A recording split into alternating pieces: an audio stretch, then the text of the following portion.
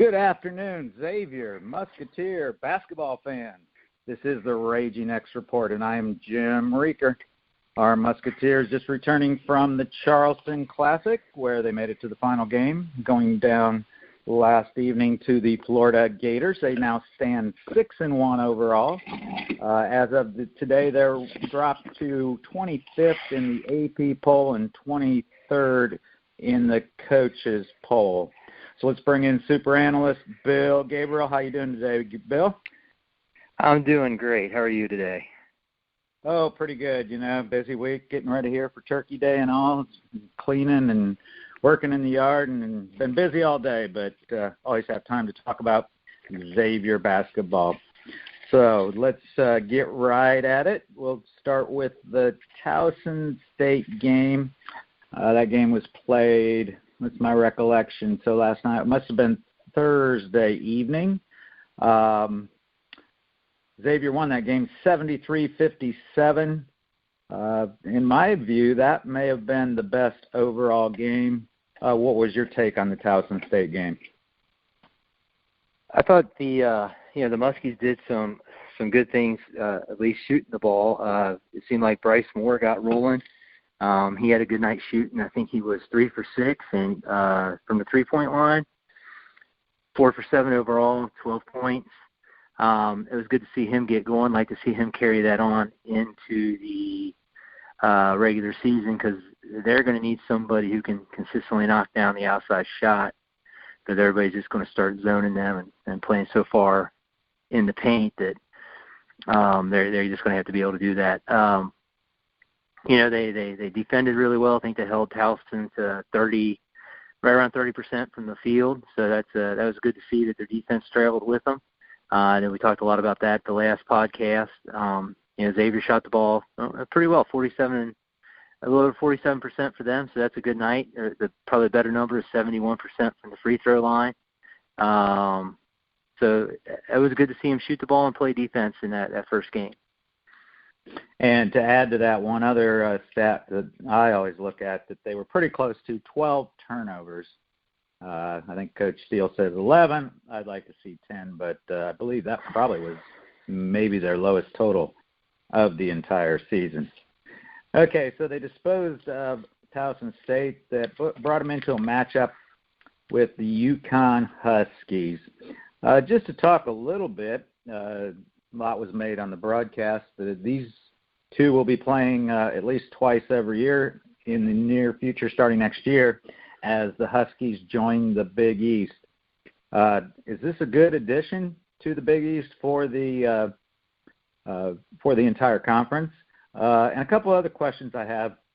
Number one, I haven't seen this, or I don't know if the decision has even been made, is, the Big East always plays a total 2 games against everybody, full schedule. And now with an added member, now 11 members, are they going to continue to do that? They're going to change the schedule? And, of course, one way that maybe they could even it out or change a little bit is add another team. Go to 12 so it'd be even, because another thing I think is going to be thrown into the scheduling, you're always going to have one team that is going to have a bye, although the Big East has kind of gotten to, there's not just a set day of the week or 2 days of the week they play. So what's your take on UConn coming to the Big East? I like UConn coming in. I think, he's one of the original Big East teams. They were in there, for a long time, and they kind of, I think, were a little hurt when they didn't get included in it. When they reshuffled everything. And I think they're pretty excited to be coming back to it for basketball purposes. And other sports, I think about the only thing that's the exception there would be, I think, football and ice hockey. I think are the only two things that aren't in the Big East. So I think they're a great addition. Something I was reading was that the Big East is thinking about doing just a 20-game conference schedule, because apparently the Big Ten and the ACC are going to be doing the same thing. And so that puts those 3 conferences on par with each other, which I think, is a good thing, especially for tournament seeding purposes, that they're pretty similar in that regards. teams I saw that they were throwing around as potentially joining the Big East, so you could add. The three I saw that were probably the most likely were St. Louis, VCU, and Gonzaga. And I would have to think that for the member schools of the Big East, Gonzaga is just way too much travel for all their other sports as well. I would say that if you're going to add somebody, it's probably going to be between St. Louis or VCU, possibly Dayton, but I think Xavier would put a big kibosh on that one since they're so close to them geographically. Those would be my options if they were going to add somebody. I think, between those two, St. Louis or VCU, at least it keeps the travel under control. But I think, adding Connecticut is just a great move and will make the Big East better from top to bottom. Yeah, and I think you touch on football. I think the reason maybe they didn't come originally, weren't interested and went to the American Athletic with UC was because of football. But I think they started to see a decline of their basketball program. They actually, I think, won the national championship right after that, maybe the first year they were in the American, when they had that kind of a surprise national championship in basketball. But they saw their program kind of take a dip after that, and I think they realized that they were maybe losing out on some recruits due to the fact that they weren't in the Big East anymore. And I think what I've read is maybe their football's even going to go down and not even be Division I anymore. Of course, originally they were in the Big East when the Big East was a football conference with all the other schools, a lot of them who fled to the ACC. I agree Gonzaga would be a great addition, but they're on the other coast, and that'd just be crazy. I mean, it wouldn't be that bad for all the other teams in the Big East, but it would be not very good for Gonzaga, who would have to be coming east all the time, and again during the winter. That probably wouldn't be, and I agree VCU and St. Louis probably are possibly good choices. The one school, and I thought that when they originally came out with the new Big East, I thought was a perfect fit. Still think it is, but I just don't think they're going to come to the Big East, is Notre Dame. I mean, Notre Dame's perfect because, again, no football, but Notre Dame wants their independence in football. So in my mind, it's very close here on the east side of the country, has the Catholic values that a lot of the universities in the Big East have. So, but I don't know. I know Notre Dame, I think, kind of likes that association, that kind of sweet deal they got with the ACC. I think they have to play 5 football games against ACC teams, but they're not in their standings or don't really compete for a championship in football. So, yeah, it was. I think they're a good team. Now let's talk about that game. What a crazy game that was. What was your take on that game as it ended early Saturday morning? Well, I can tell you exactly what my take was. I caught some bits and pieces of that one while we were out that evening and driving home, listening to it on the radio. And Xavier, I think it had gone down, and they were down at least 6 points. Didn't seem like much was going on. I don't even think Najee had scored his 7th point yet. So it was probably midway through the second half. We got home, and my wife's like, "You gonna go and listen to the rest of that?" I'm like, "No, they lost this one." And I could just tell by the way things were going. And I got up the next morning and checked it. I'm like, "Holy cow!" So, but yeah, that was a great comeback, and tying that thing up, and then hanging tough in overtime. It really seemed like Zach Fremantle had a good game in that one, played really well, along with Najee getting hot at the end. Really helped push them over the top there. Yeah, Zach Fremantle, I think he ended up with 5 blocks in that game. And, yeah, Najee came alive and I think scored 13 of the last 14 points in regulation or something like that into the first overtime. The amazing thing was, it was Najee. Was it Najee? No, it was Najee. Najee fouled out right at the beginning of the second overtime, and Scruggs and Quentin were both already fouled out, so they had no ball handlers on the floor. And they actually were playing the 3 big men out there, I was kind of surprised that UConn didn't pressure Xavier a little bit more full court because actually at one point, I think it was near the end of the first overtime when they had the 5-point lead and they gave it up, Bryce Moore actually traveled in the backcourt when a little pressure was put on him. So I was looking for that to come because he was the one who was walking it up the floor. But the UConn kind of let him bring it up, and then there were some big plays made by the substitutes, and they pulled it out. It was an amazing game, to say the least. And I would say my MVP of the game probably was Najee. Najee just, when he needed to take over, he took over, got him back into the game. But again, yeah, Zach Fremantle had some great blocks. Actually, Tyreek had a great block near the end of I think the first overtime when they were driving to the bucket. So great win for the Musketeers. Sadly, last night they played the Florida Gators, and that one didn't turn out so well. My first question is, did the semifinal double overtime game going late into the morning Saturday have an effect on the Musketeers as they actually didn't play very well early on last night? Or is that just looking for an excuse? But if you do look, Florida had actually played their semifinal game in the afternoon. And then they had 2 sessions, and Xavier actually was supposed to be a 9 o'clock tip. I don't think it actually tipped till about 9:45 and was close to 1 o'clock by the time it actually ended. Did that have an effect? And what was your take on the Musketeers' performance last night? I would say that as shallow as their bench is, that had to have an effect. I think they're barely scratching 8 players getting out on the court. Maybe 9, but they're missing. I think they're really missing Kiki Tandy and the role that he's supposed to fill on this team. So I think that probably did. Granted, they had the whole day plus to recuperate, but that's just a tough turnaround after as much as they exhausted themselves, not only physically, but emotionally, mentally, to come back like they did in that double overtime game with UConn. It's also their Achilles heel that came creeping up again in that game.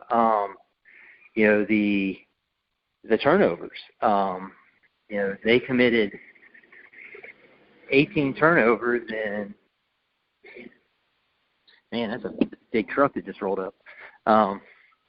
They committed 18 turnovers, and in doing so, gave away 22 points. And I think that those turnovers that lead right to points kill you because you can't defend it.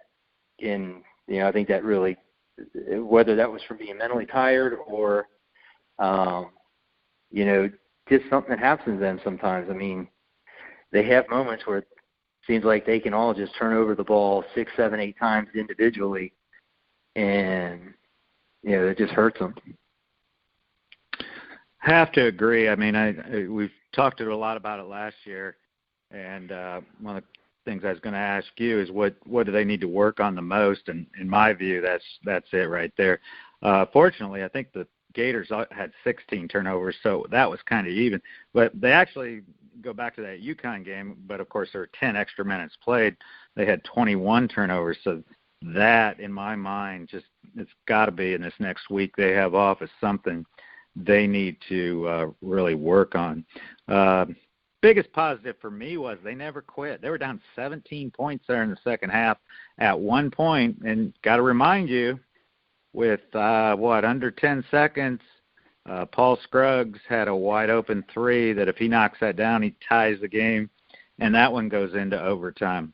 Have to give Paul Scruggs kudos, though. I thought he played maybe his best game ever at Xavier, and I believe going forward that's a role he has to take.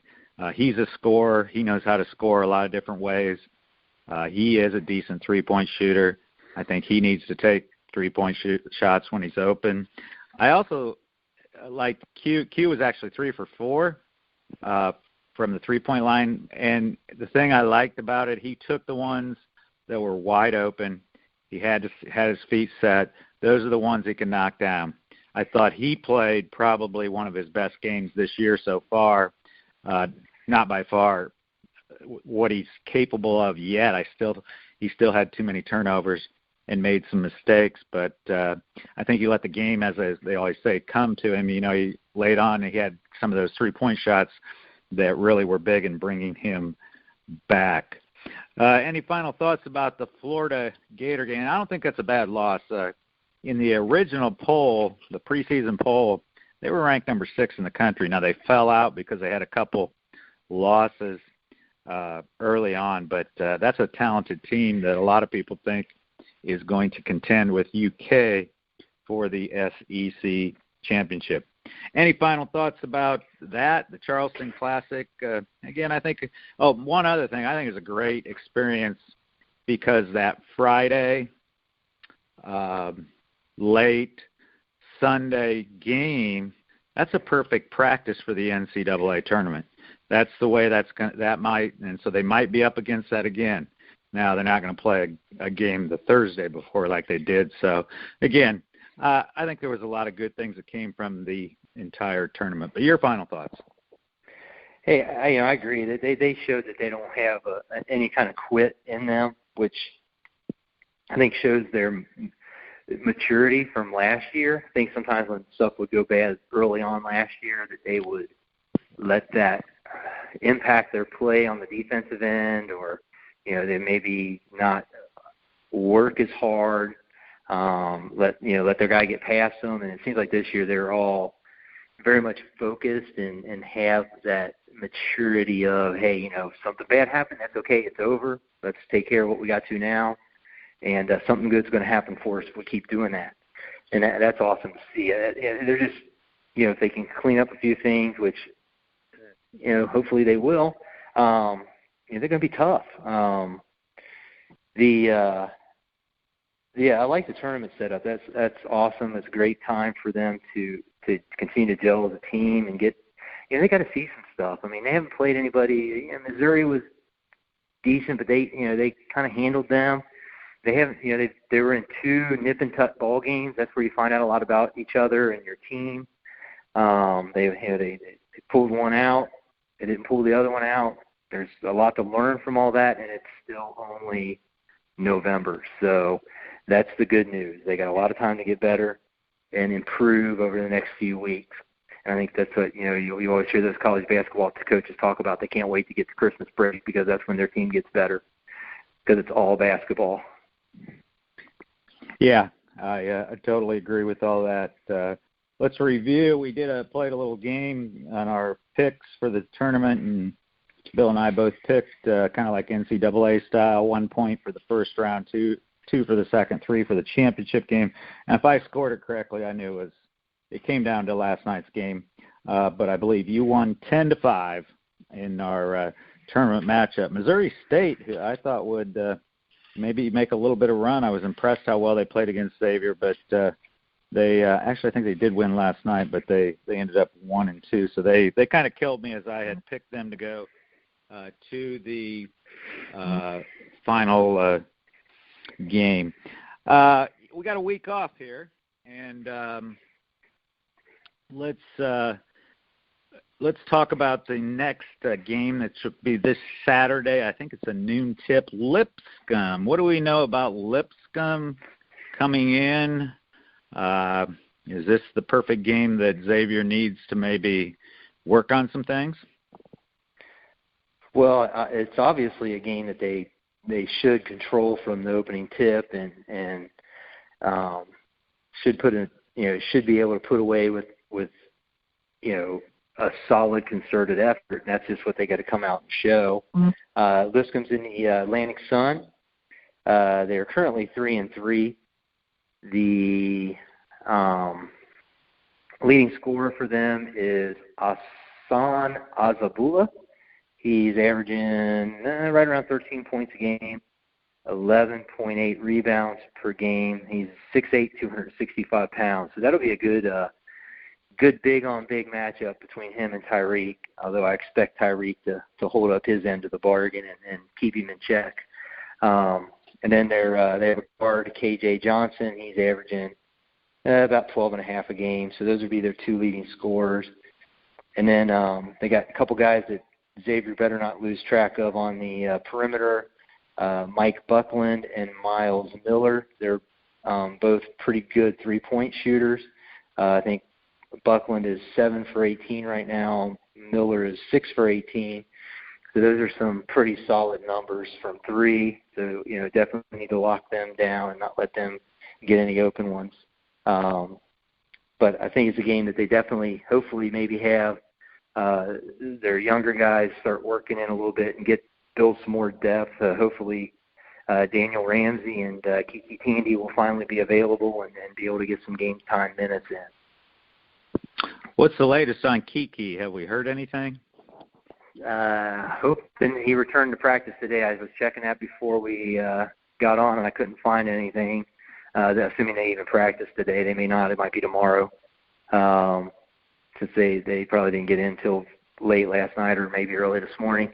So they probably had an off day today, and so hopefully he'll get back at it tomorrow. And Ramsey's just got a clear concussion protocol, and that's like trying to predict the weather when people get out of that. It's just when their own body is ready. Yeah. All right. So again, no games this week. Be a nice break for the Musketeers over Thanksgiving. And the Lipscomb. Do you know where Lipscomb is? We can start our trivia now. I was going to say, is it in Tennessee? It is. Nashville. Very good. Okay. Lipscomb Bisons from Nashville, Tennessee, the Atlantic 10 Conference, as you mentioned. That's the one that NKU started out in, isn't it, for 1 year before they went to the Horizon? Yeah, I believe so. All right, trivia will continue with the Lipscomb Bisons. That's our topic this evening. I got a few questions here. Some of them will probably, I got the one you won't get, but you might get this one. Do you know who Lipscomb's main rival is? Actually, these two campuses are only 3-point-some miles apart. My guess is it's not Vanderbilt, so it might be Belmont. It is Belmont, the Belmont Bears.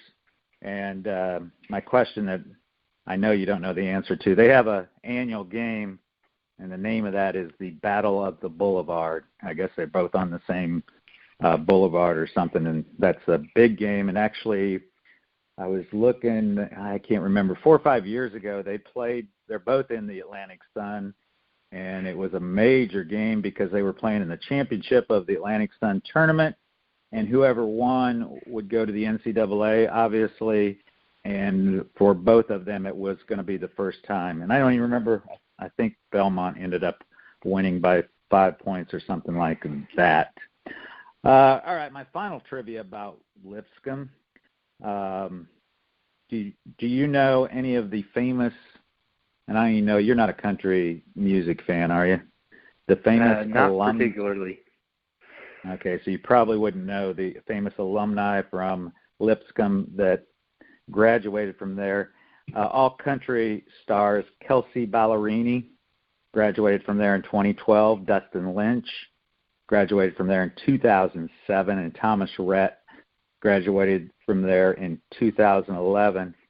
And really digging deep down, Ray Walker graduated from Lipscomb in 1956. You probably don't know the significance of Ray Walker. I'll tell you, he was a member of the Jordanaires. Do you know who the Jordanaires were? Not really. Elvis Presley's backup band. All right. So he played with Elvis Presley. Okay, I was way out on trivia today. A little bit different angle there. All right, so again, we'll have a week off, and we'll probably be back early next week with we got a kind of we'll be hitting the exam time here pretty soon, and the games are kind of spread out a little bit. Just a review, Bill and I's non-conference challenge. Bill Bill said that the Musketeers would end the non-conference games at 11-2. I took the under on that, so 10 or below. I think Bill's looking pretty good right now with that 6-1 record. Couple big games coming up, though. They're going to be challenges. The UC Bearcats are always a challenge, although I was surprised they lost a big one last night, or not a big one. They lost a game that I didn't think they would. Bowling Green.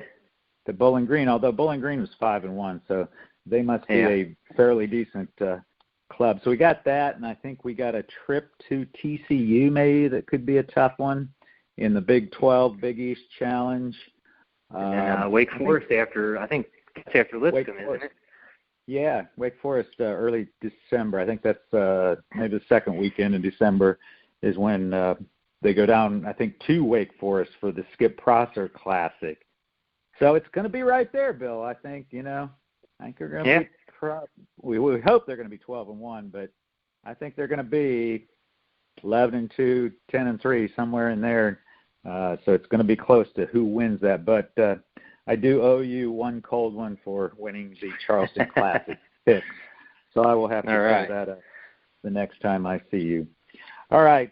So we would like to thank Mike Goodpastor and the Grueling Truth Network that puts us out there with the RaGing X report. And we'll end, as we always do, by saying, go Muskies. Go Muskies.